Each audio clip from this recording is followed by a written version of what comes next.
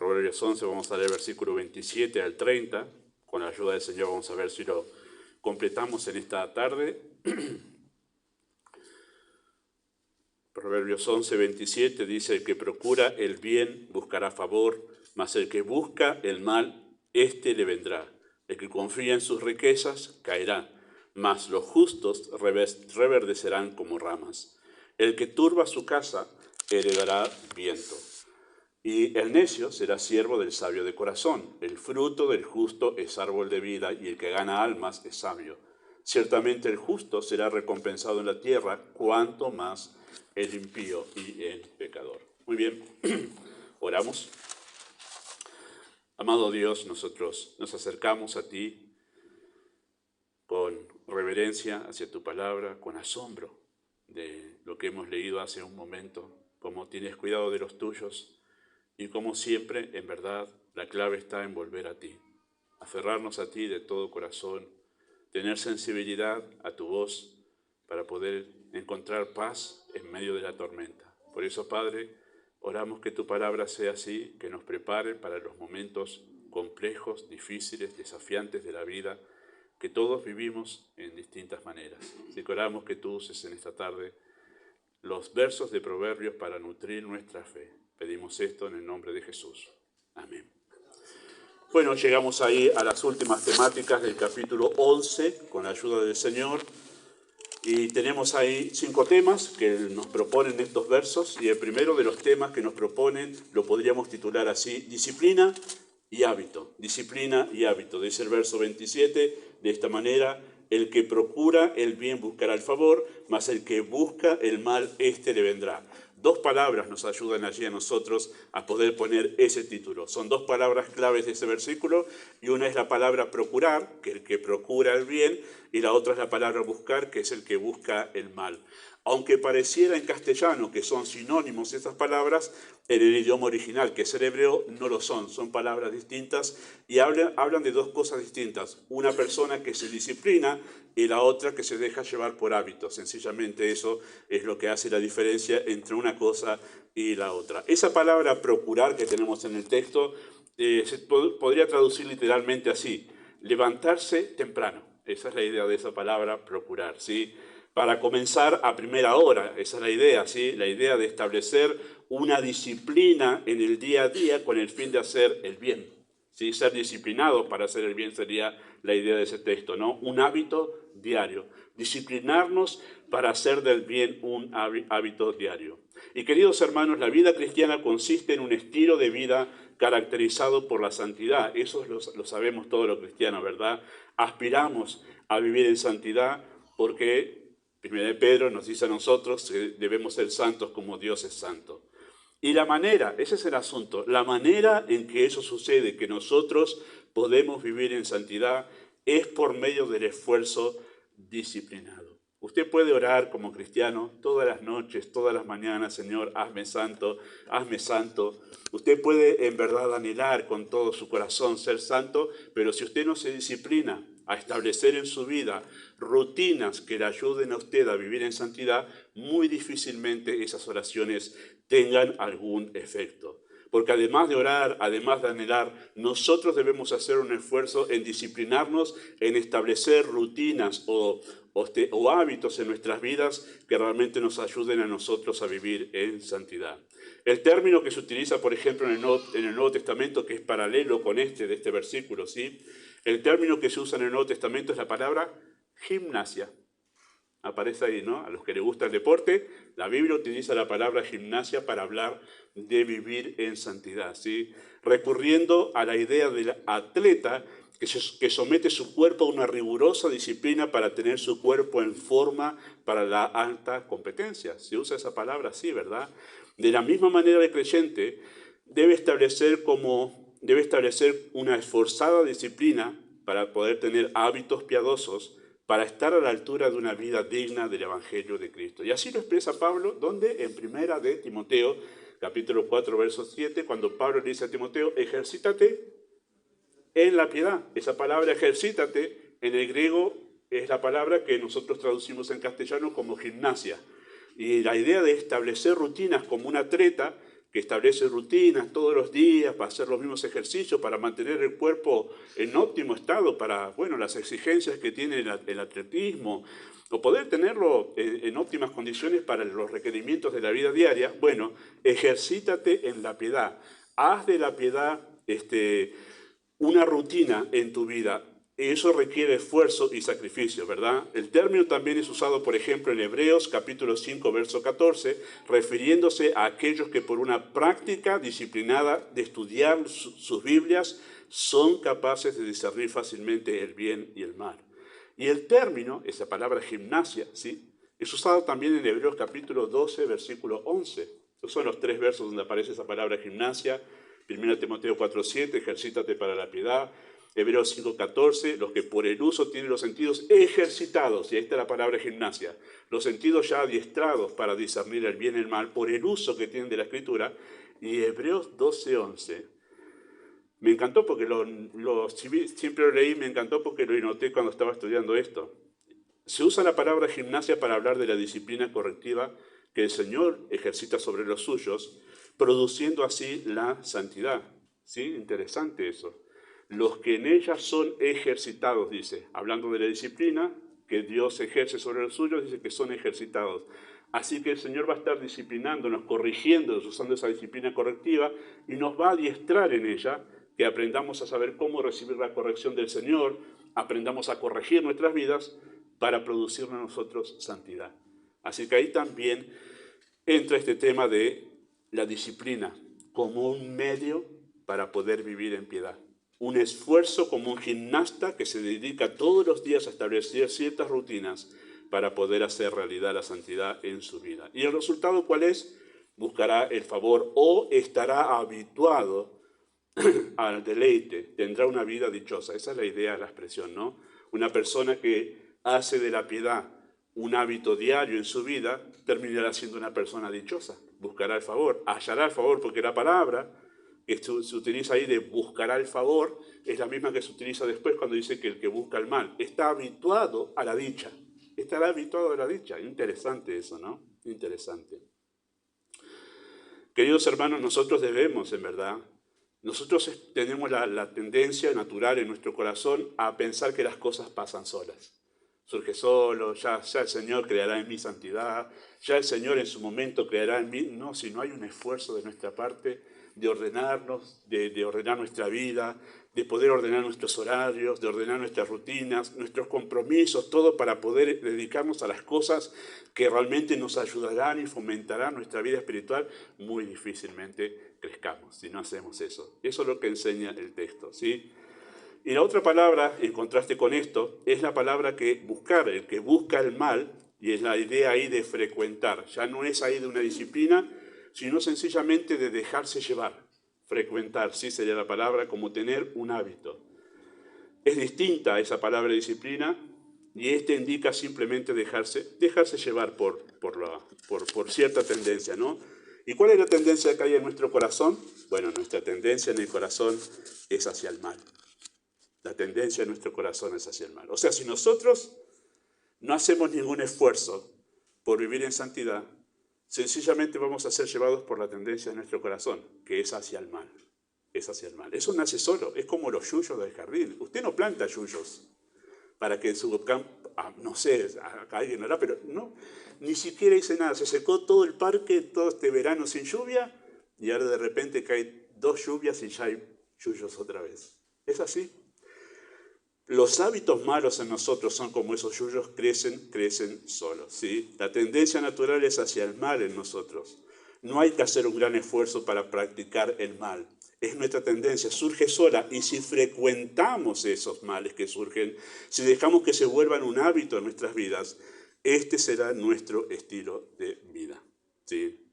Contrariamente al pensamiento popular, que la vida piadosa es una vida aburrida y tediosa, la Biblia nos enseña que la verdadera felicidad es el producto de la piedad.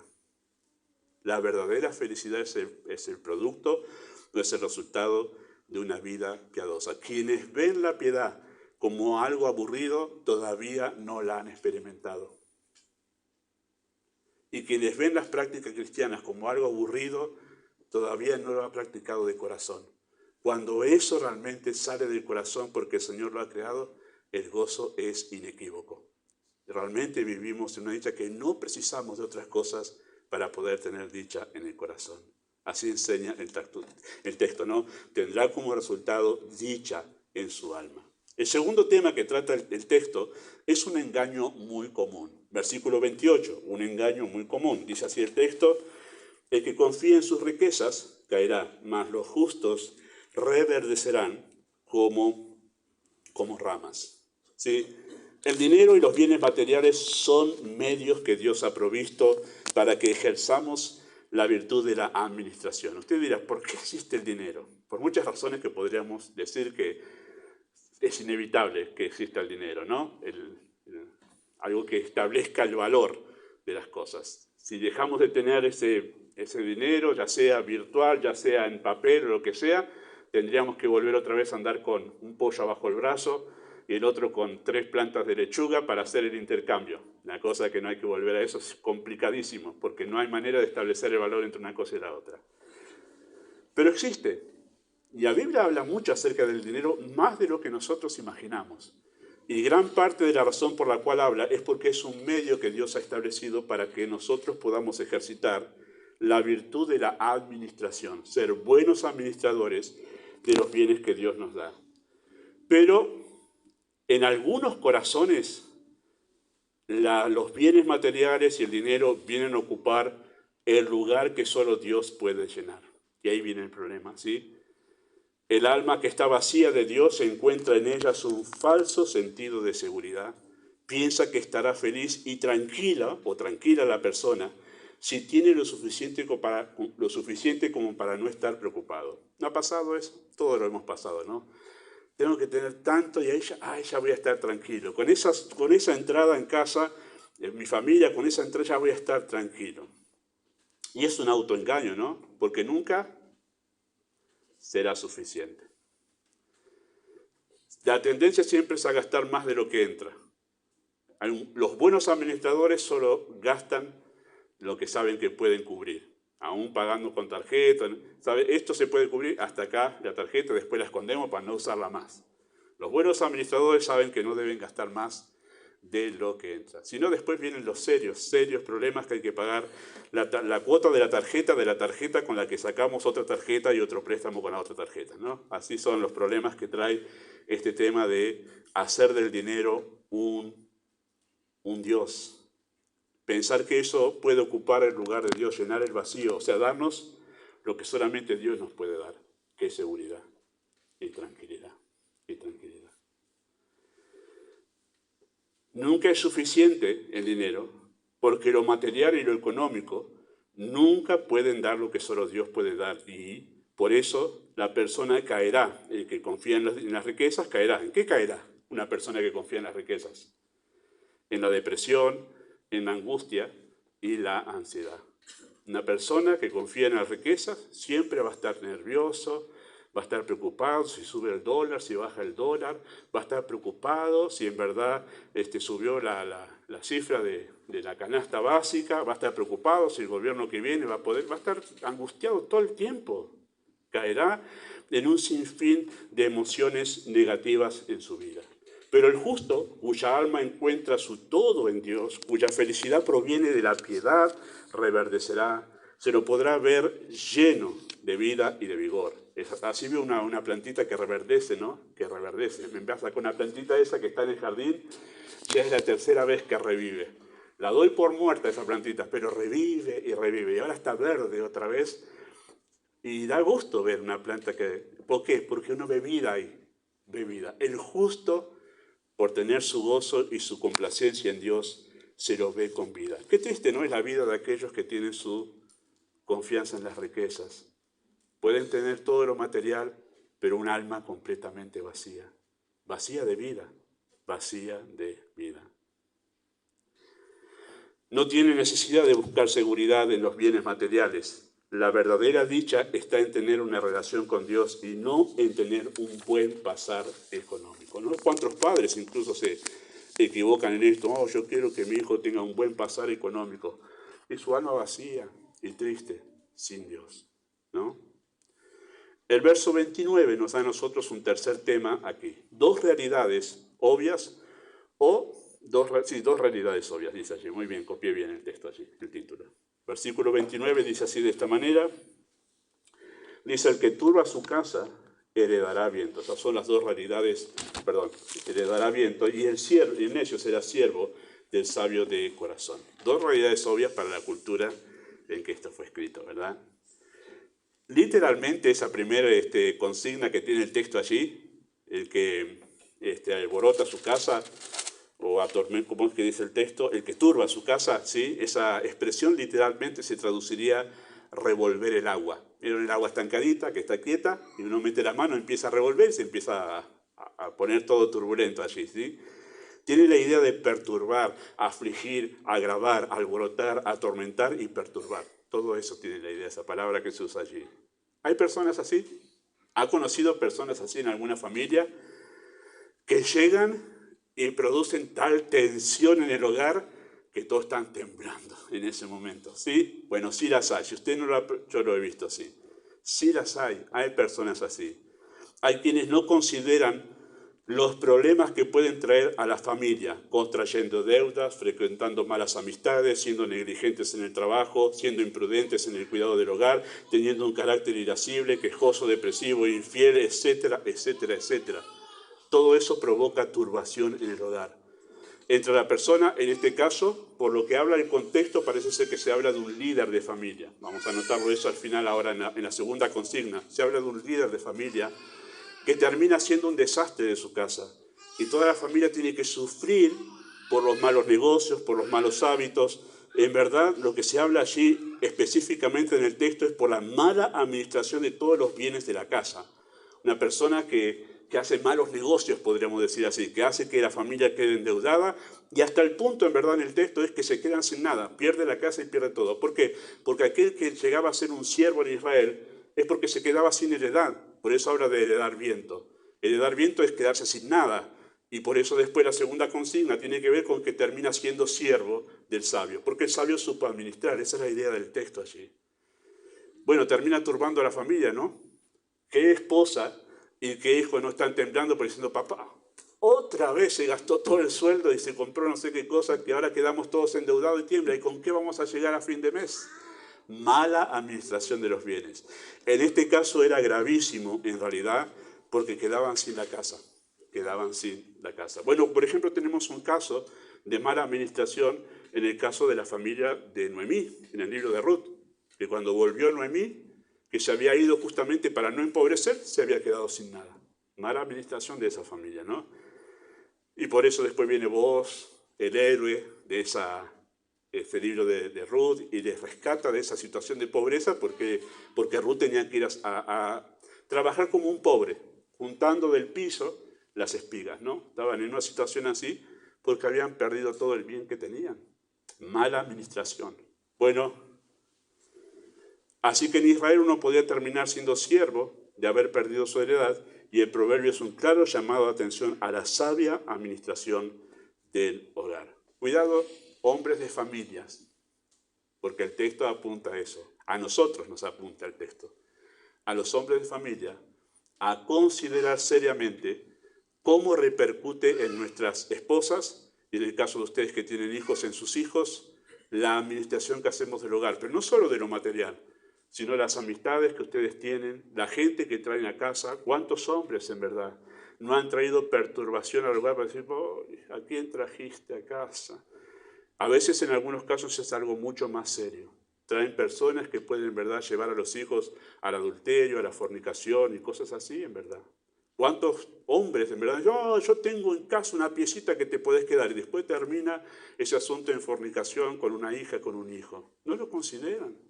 Perturbación y turbación que traen al hogar. Hay que tener mucho cuidado con este asunto, porque más allá de que puede resultar una cosa muy obvia, a veces no se tienen tantos cuidados con estos asuntos, ¿sí? El cuarto tema que trata el texto es en versículo 30, y habla de nuestra mejor influencia. Versículo 30 dice así, de esta manera. Dice, el fruto del justo es árbol de vida, y el que gana almas es sabio, ¿sí? un texto de los más conocidos de Proverbios. El fruto que los justos producen también se podría traducir el texto allí, ¿sí? Da vida o es vivificante para el entorno. Por ejemplo, lo dice así el texto en Proverbios 3, 13 al 18, de esta manera, yo se los leo, dice: bienaventurado el hombre que halla la sabiduría, que obtiene la inteligencia, porque su ganancia es mejor que la ganancia de la plata y sus frutos más que el oro fino. Más preciosa es que las piedras preciosas, y todo lo que puedes desear no se puede comparar con ella. Largura de días está en su mano derecha y en su izquierda riquezas o honra. Sus caminos son caminos deleitosos y todas sus veredas paz. Está hablando de la sabiduría todavía, ¿eh? Ella, quien la sabiduría, es árbol de vida a los que de ella echan mano.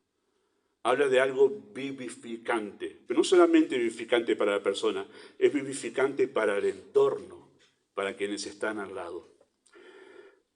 Soy consciente, hermanos, que no llegamos nosotros a entender el nivel de importancia de la Escritura como algo vivificante. Lo tenemos como un libro de conocimiento, de sabiduría, cosas ciertas, cosas que son verdad, datos interesantes, pero no que es vivificante. No nos damos cuenta que realmente esto trae vida no solo a nuestra alma, sino vida a nuestro entorno, a quienes están a nuestro alrededor. Si nosotros llegásemos a captar la importancia del carácter vivificante de las Escrituras, beberíamos de ella todos los días, como bebemos del agua todos los días, con el poder vivificante que tiene para nuestro cuerpo, ¿no? Si entendiéramos lo que dice este proverbio, estaríamos nosotros apegados a las Escrituras, estudiándolas, no solo leyendo, sino estudiándolas, entendiendo lo que los apóstoles dijeron de Cristo. ¿A dónde nos vamos a ir? Tus palabras son palabras de vida eterna. No nos vamos a ningún otro lado. Tú tienes lo que realmente necesitamos, palabras vivificantes. ¿Sí? Y ese árbol de vida es la sabiduría llevada a la práctica. Dicho de otra manera, el estilo de vida basado en los mandatos y principios de la palabra de Dios es un árbol de vida y por ello gana el alma de aquellos que tienen el privilegio de ser influenciados por su conducta. Así que nuestra mejor influencia es ser cartas vivas en las que nuestro entorno puede leer la verdad de Dios. Es nuestra mejor influencia, la mejor influencia que podemos tener ante aquellos que están a nuestro alrededor. La sabiduría nos hará conscientes de la influencia que estamos sembrando en los corazones de los que nos rodean. Cuán necio es el creyente que con su conducta influye para mal e incluso para animar a las personas a alejarse de Dios. Y la quinta verdad que tiene este texto es en el verso 31, que dice de esta manera: hay dos certezas allí, o dos advertencias ciertas. Sí, ciertamente el justo será recompensado en la tierra, cuanto más el impío y el pecador. Sí, hay dos advertencias ciertas. El justo es recompensado, y se traduce mejor esa expresión así: el justo es castigado. ¿Sí? Pareciera, cuando uno lo lee en nuestra traducción de nuestra Biblia, como que es recompensado por hacer el bien. No es esa la idea original del texto. Es el justo es disciplinado. El justo es castigado por sus faltas delante de Dios. ¿Sí? Y es disciplinado en la tierra, esa es la idea del texto. ¿Sí? Habla de la disciplina correctiva que Dios utiliza para santificar al creyente. Nosotros tenemos a veces esa tendencia en nuestro corazón de cómo ahora somos hijos de Dios los creyentes, ¿no? Bueno, entonces el pecado ya sabemos que está todo tratado en la cruz y Dios es todo amor con nosotros, nos trata como papá, y algunos tienen la idea de papá que no castiga nada, pero que no, ya está, todo está bien con Dios, ya Él me entiende, comprende mi debilidad, pero en verdad, con mucho amor, Él nos disciplina. Y a veces las disciplinas son bastante duras, en verdad. Al que ama, el Señor corrige, ¿sí? Y por eso es que el justo es castigado en la tierra. Uno dice, ¿por qué los justos pasan por situaciones dolorosas? A veces no son una prueba, a veces son un castigo. Y hablamos de un castigo disciplinario, como un papá da un castigo disciplinario a sus hijos. Así que a veces hay cosas difíciles que pasamos sufrimientos, a veces cosas que no se dan porque Dios está disciplinándonos. Claro, no es fácil pensar en eso. Nosotros preferimos no pensar que Dios me está disciplinando. Preferimos pensar, es una prueba esto. Y no, porque queremos escapar a la idea que hemos pecado, que no estamos en orden delante de Dios. Pero en realidad Dios disciplina a los suyos. Habla de esa disciplina correctiva, no para exterminarnos, sino nos castiga para corregirnos, para corregir algo que estamos haciendo mal. Y eso Dios lo utiliza para santificar a los creyentes. ¿Sí? Los pecados de los creyentes no recibirán el castigo eterno, pero porque han sido librados de ese castigo por la obra de la cruz en el Calvario. Esa verdad tiene que estar cierta o presente, ¿verdad? Pero eso no significa que no son tratados por el Señor. Ser creyente no implica que mis pecados no implica que mis pecados son tomados a la ligera por Dios. Todo lo contrario, son tomados, podríamos decir humanamente, con mayor seriedad por parte del Señor. ¿Sí? Dios los corrige incluso con duros castigos. Y el caso de David es uno de los más notorios en la Escritura, por eso lo citamos muy a menudo, que hasta dónde puede llegar la disciplina del Señor, ¿verdad? En el caso de David, 4 hijos muertos de una manera trágica, ¿sí? Hasta ese punto puede llegar la disciplina del Señor. Después, en el caso cuando él hizo el censo, había 70.000 de Jerusalén que habían muerto por causa del pecado de David. No hay que jugar con el pecado, queridos hermanos, porque incluso siendo creyentes, Dios los trata de una manera incluso duras.